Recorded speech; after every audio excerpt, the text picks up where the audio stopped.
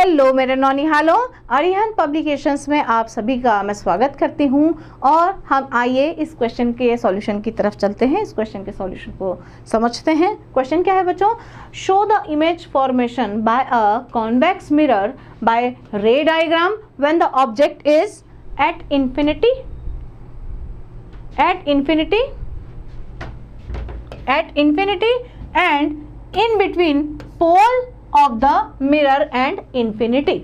समझते हैं इसके आंसर को।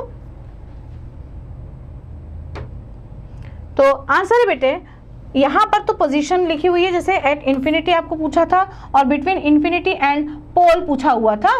तो पोल और इंफिनिटी के बीच में यहां पर, और इंफिनिटी पर अगर है तो रे डायग्राम से ऑब्जेक्ट का बताते हैं इमेज कहाँ पर बनेगी। अगर कोई भी सब्सटेंस इंफिनिटी पर रखा हुआ है तो वो फोकस से टकरा करके इस तरीके से रिफ्लेक्ट हो जाएगा और इमेज बनेगी कुछ इस तरीके की। और इमेज कहाँ पर बनेगी? बिल्कुल फोकस के ऊपर बनेगी।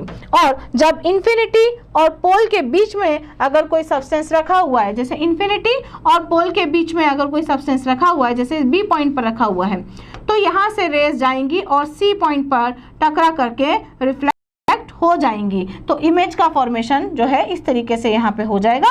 रेज आई, यहाँ पर टकराई, वापस इधर की तरफ मुड़ गई और कुछ रेज जो हैं वो इस पॉइंट पर आपके टकरा करके रिफ्लेक्ट हो जाएंगी। तो ए आर और आई यहाँ पर इंसिडेंट रेज बनेंगी और जहाँ पर ये पॉइंट एक दूसरे को काटेंगे इस पॉइंट पर इमेज का फॉर्मेशन हो जाएगा।